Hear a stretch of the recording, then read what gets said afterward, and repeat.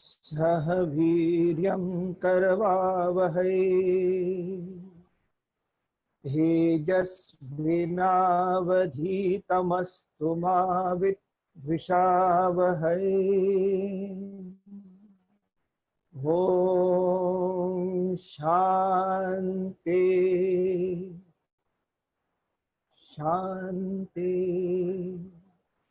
शान्तिः।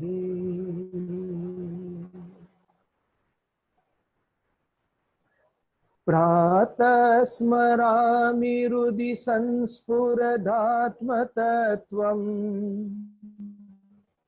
सच्चित् सुखं परमहंसगतिं तुरीयम् यत् स्वप्नजागरसुषुप्तमवेति नित्यम् तद्ब्रह्म निष्कलमहं न च भूतसङ्गः तपोभिक्षीणपापानां शान्तानां वीतरागिणां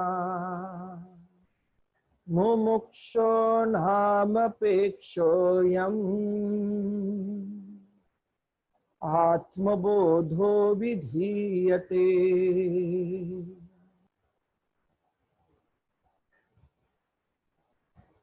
So the topic for today is untrained mind, an untrained mind. Whether it is Ramayana or Mahabharata or within the Mahabharata, the Bhagavad Gita, the whole focus is how to train the mind. So to put it up in a capsule or a tablet form in one lecture, it's not difficult, it is actually impossible. So this lecture may carry on into subsequent lectures with different topics.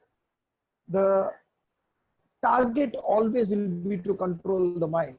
This lecture subsequently is going to be one of the most important lectures of our lives, because whenever we are facing any problems in the world, it is always due to how we perceive that particular problem.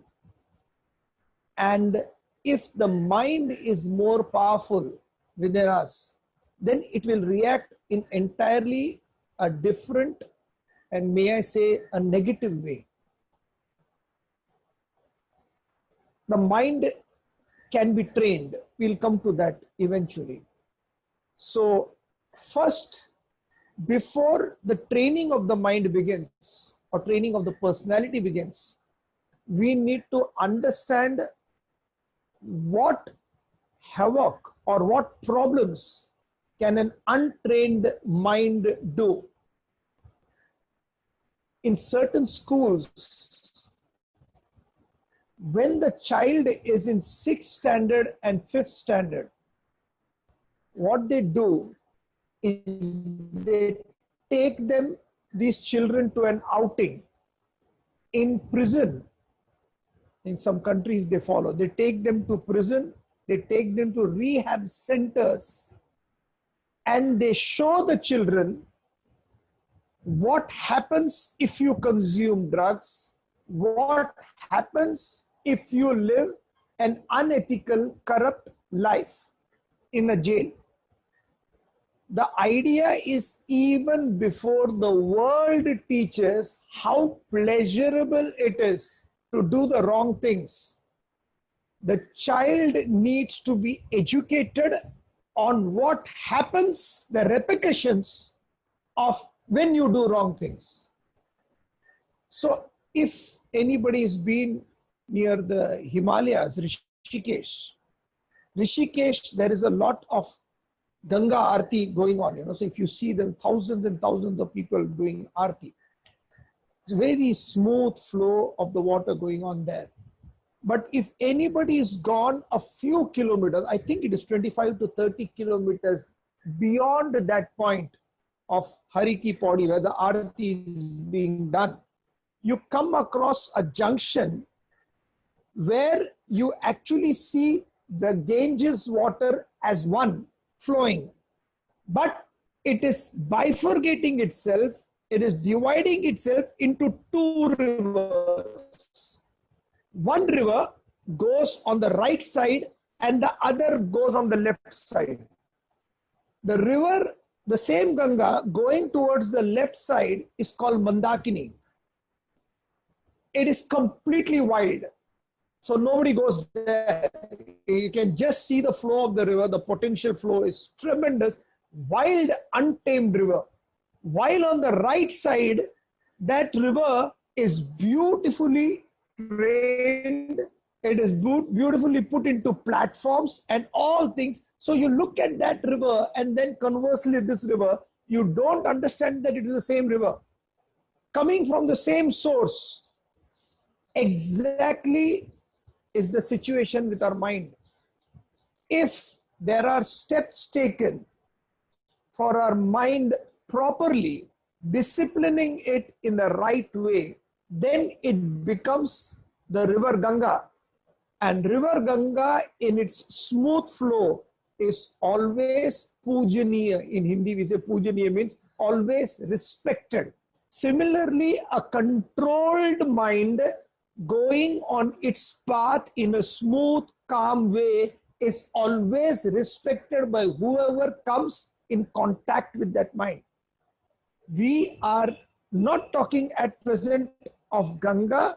Remember, we are talking about Mandakini, an untrained mind. And the problem it starts creating. Each and every problem in my life is created by this kind of mind. It creates havoc. It finishes you off. And the beauty of the mind is when it finishes me off, I don't even have the knowledge to say it is my own mind that is creating the problem. So the first step of when the mind is getting destroyed is it starts putting its own destruction's blame on anything and everything around it. Everything. One weakness, we did this last time, one weakness of the sense contacts is enough to destroy you. From where does that weakness come? The weakness comes from the mind, the untrained mind. Any weakness comes from that. There was this example which our teacher used to tell us. This person was called Mr. Singhal. It's a long time back.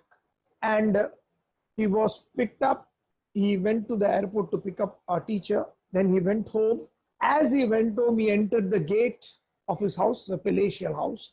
He entered the gate, and as soon as a guru tried to get up, he shut the door, reversed it back, and then put it back again.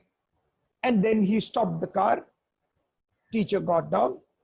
And then he also got down. Then he climbed a flight of stairs before the main door comes. So he climbed the stairs and then he came back again and then he climbed again. It's a true story. Then he opened the door and he said, please come in. And then he shut the door. Then he opened it again and said, please come in. The teacher did not say anything. He just continued. And in the evening time after the lectures, the teacher asked, why are you doing everything twice? Your name is single, but everything you're doing double. Why is that? They said, oh, sir, you know, I am having the problem. I'm going through a trouble. I'm looking and I'm seeing a psychiatrist also. But the trouble is not going. I'm taking all the medicines, but the trouble is not going. Well, what is the trouble? The trouble is when I am doing anything once, whenever I'm trying to do anything once, I always have this thought that if I do it once, by night time, my wife and children will die and I will see their murdered, mangled body before me. And I don't want to lose my family. Therefore, I do it twice. This is the power of the mind. And then he was wise enough to ask our teacher, what should I do? He said, if you're really interested in getting out of it, don't listen to the mind. Challenge it. As soon as the mind says, this will happen, anything wrong, challenge it and say, so be it. So next time when you do it once, and the mind says, you will see the dead body of your wife and children, you tell your mind, let there be a dead body and let them be in pieces, I don't mind. Let the whole house be in bloodshed, I don't mind. But I will do it only when I'm not listening to you, so you keep quiet. He did that once and nothing happened.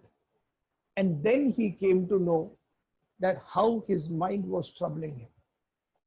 One weakness, one aspect of one's life can completely destroy you. This is the quality of the mind.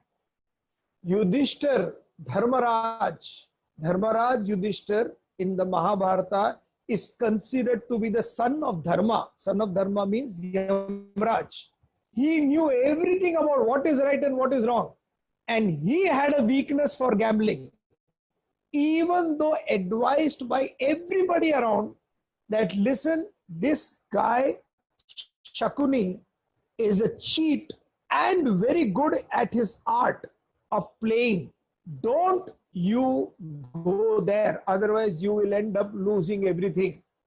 And that confidence in the thought saying, nothing will happen, it's okay, nothing will happen. Exactly like now, what's happening with the coronavirus. It's opened up now, majority of people saying nothing will happen, it's all right, I can move around. That foolish false confidence was Yudhishthir, and he lost everything with that. So the quality of the mind determines how your life is. If your life is good, then your mind is good and quality is good. If the life is bad, something's gone wrong with the mind. So we decided last time when we were analyzing life is a series of experiences. Each experience is made up of these two aspects, subject and object. Object is taken care of by the world very nicely. Subject, me, is to be taken care of. Then you start studying, who am I? I am an addition of four things: body, mind, intellect, and that power which makes it function. And that power, we call it the spirit or the self or the Brahman or Bhagwan or whatever name you want to give. So that power functions, and body, mind and intellect functions. When that power main switch is switched off, then the body will be there, but nothing will be there. Okay, you will become a comatose state. So body we have done nicely, five sense organs of perception, action and all. Now we move on to the mind. Mind is full of emotions. I mentioned this last time. The mind needs to be educated. It can be trained. So it is not the enemy in you where you fight it. It is just that some qualities of the mind put you down. So you take up those qualities and say, I don't want to indulge in you. And accept and allow some personal positive qualities to come in more. That's all. So you just need to train the mind a little bit. It's not at all difficult. It's just one day at a time. So mind is full of emotions. It has jealousy, greed, vagara, vagara, vagara. Then it has got impulses. It functions on moods. We explained this last time. And it functions on likes and dislikes. Raga, dvesha. However much we talk about functioning on likes and dislikes, this is the last thing that goes from anybody's system. If you alter this one perception of what I like, still I have to think whether it is good for me or not. If it is good for me, I take it. If it is good for me, what I like, I will not touch it. I will not touch it. But what I don't like, if it is good for me, I will do it. If you had this discrimination, anybody has got this discrimination, then there won't be any problems in life. You don't need books at all.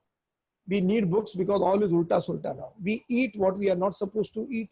We drink what we are not supposed to drink. We think what we are not supposed to think. We feel because what we are not supposed to feel. Everything is ulta sulta.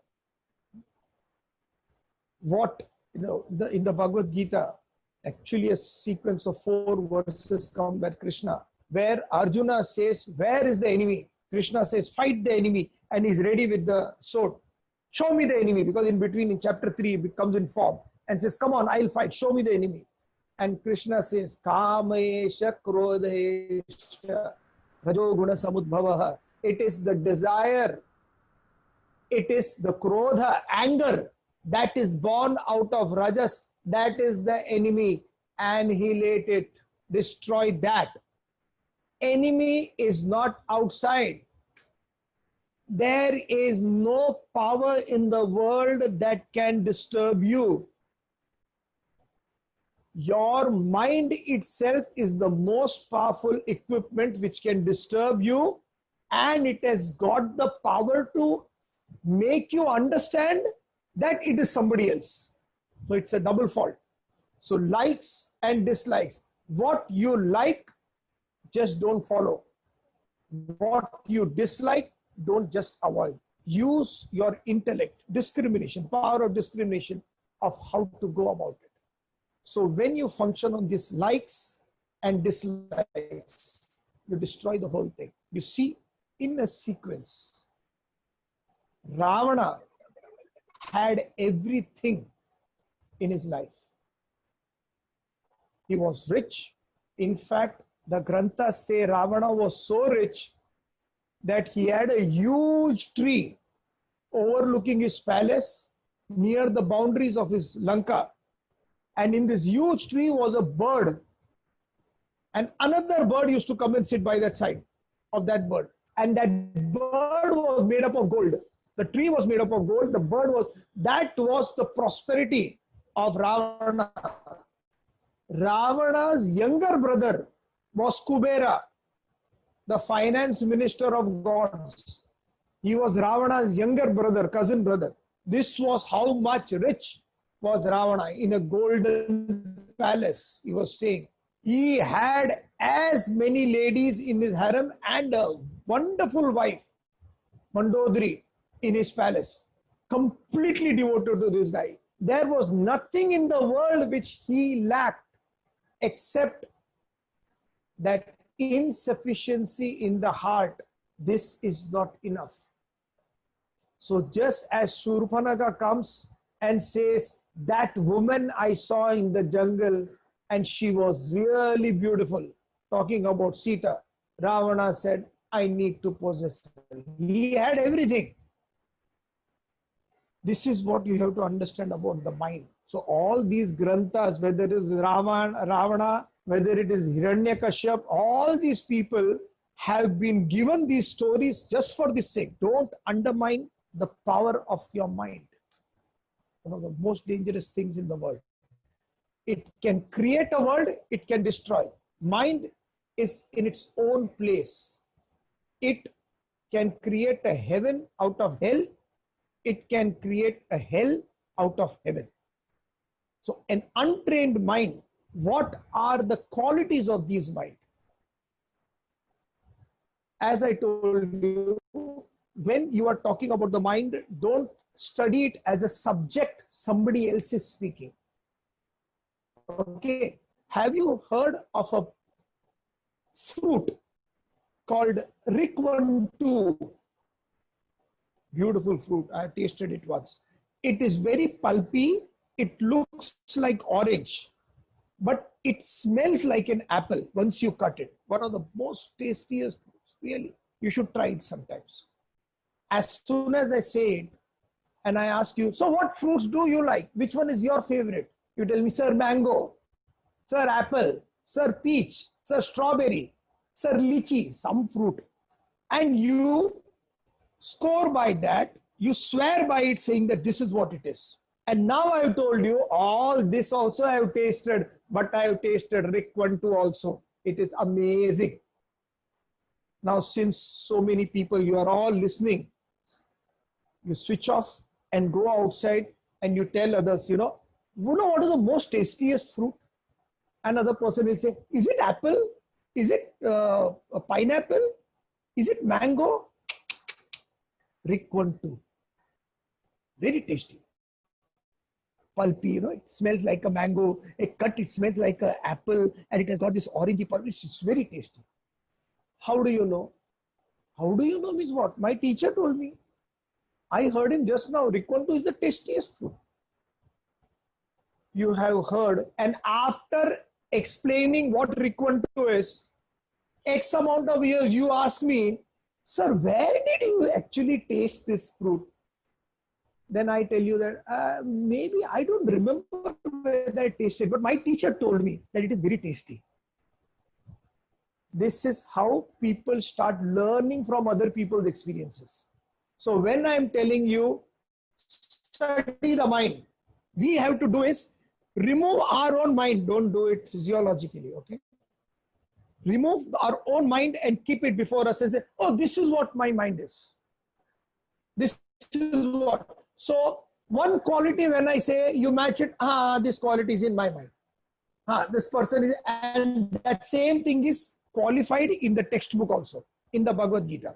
So first, we'll start talking about the effects of an ill-trained or untrained mind. Number one, all mind, my mind also, everybody's mind, untrained mind, okay? It has these two qualities which is called Asthira and Chanchala. Asthira, unsteady. Chanchala, fidgety. You take a monkey and keep it in your house and say, listen, I am listening to the lectures, half an hour, just sit quietly on that chair. This happens, it's applicable to human beings also, okay? When you tell the monkey to sit in the chair and you are listening patiently, or I am talking patiently, the monkey will not sit quietly, it will keep on running everywhere. Similarly, some people's mind cannot focus. Zoop, zoop, zoop, it keeps on going everywhere. Within half an hour of this lecture, how many of you have heard each and every word of mine without your mind going outside this room? Hats off to you if you have contained your mind inside. It flies off. So when it flies off, it goes for a chakkar. When it goes for a chakkar, automatically the speaker shouts, talks something where he says, bring the mind here. Don't let it go everywhere else. Come on here, focus here. It's just 10 minutes more, listen. And then you say, okay, let me listen. And then you look at me. Now you're listening, you're looking at me intently. And while I am talking about the qualities of your mind, you are thinking, I don't think his kurta is pressed properly today. Must have done a better job. A little bit creases here and there. What is this beside him? Two things. How is this? Your mind is gone there also. It's lost here within the subject itself. This is called Chanchala. These two qualities are there. Asthira, it cannot stay in one place. Chanchala, even in that place it will be fidgety. How long in a day did you enjoy a whole day? Where you eat food for the pleasure of eating food.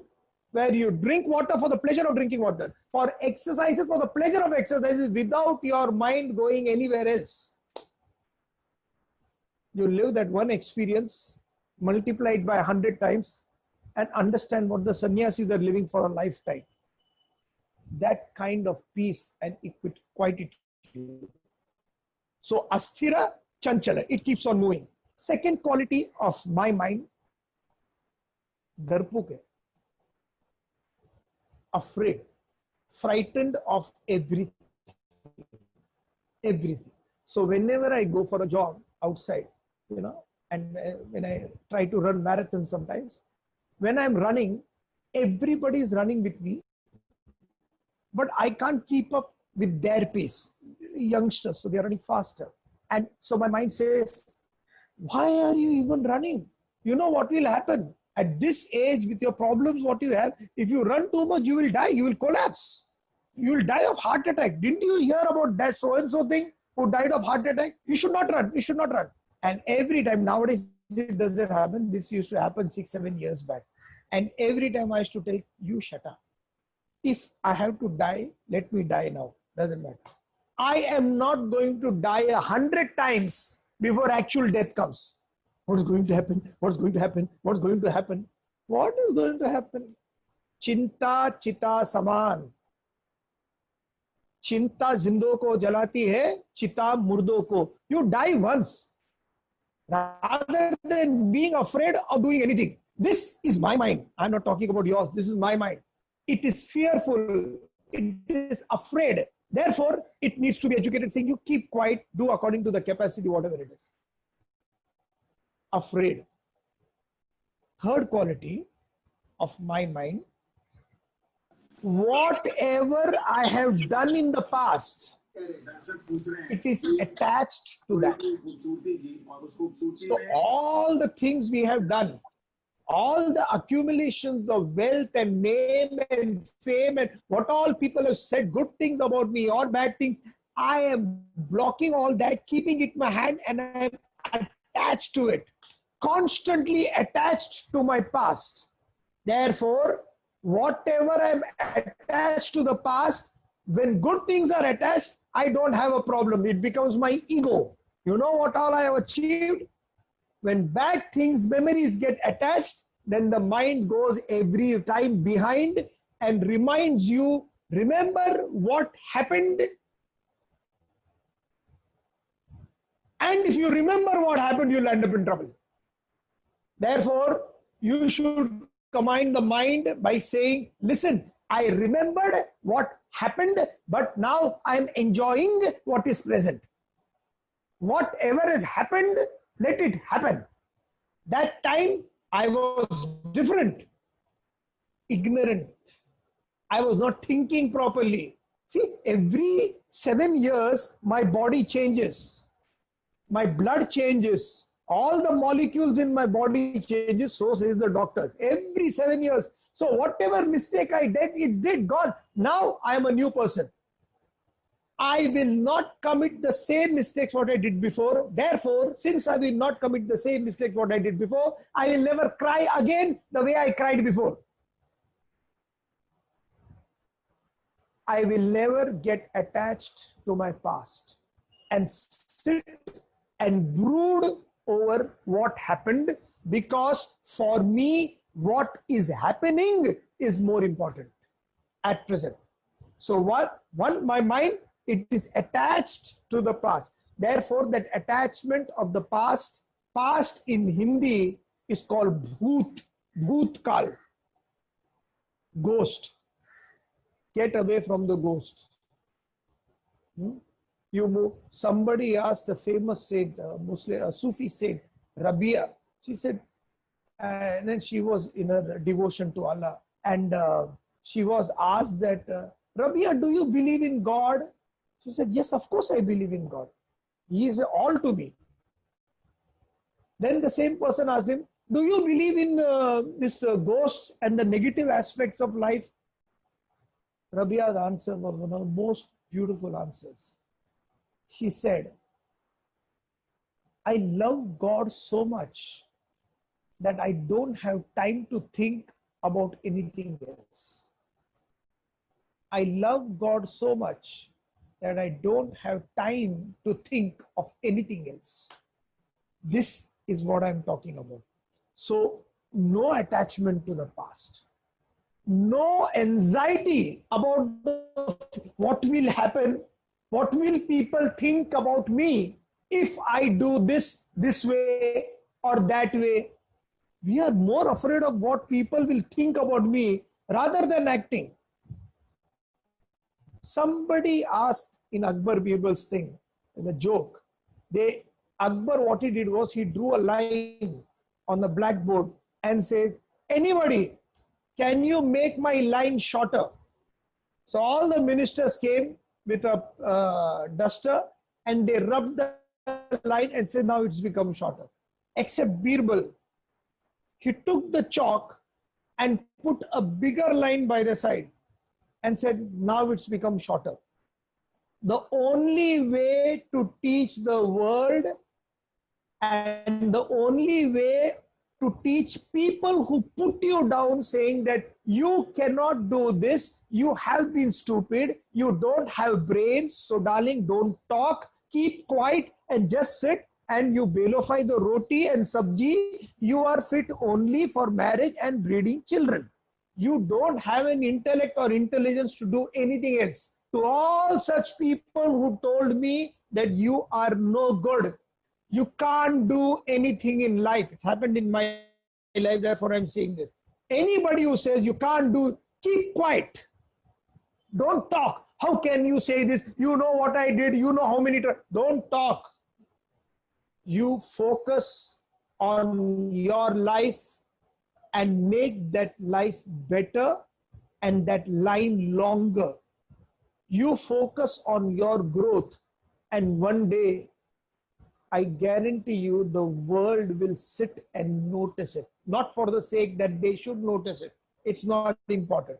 But the focus has to be only on your growth. So I'm not even worrying about the future concepts. This should happen. It should reach body, mind, intellect, and everybody's mind, how it functions. It pulls you down. All these concepts have to be reached at a different level. Everybody should know it. That's it. Through me, through somebody, through XYZ, doesn't matter. The idea is, जब तू आया जगत में, जग हंसे तू रोए, ऐसी करनी कर चलो, तू हंसे जग रोए. When I came into the world, I was alone, I was crying. But tomorrow when I go, wherever I go, whenever I go, I should leave at least a society or even one person happier than what they were before. Job well done. And if I want to make them happier, I have to be happy. And if I have to be happy, I have to tame this so-called animal in me, which is called the mind. We'll continue next time.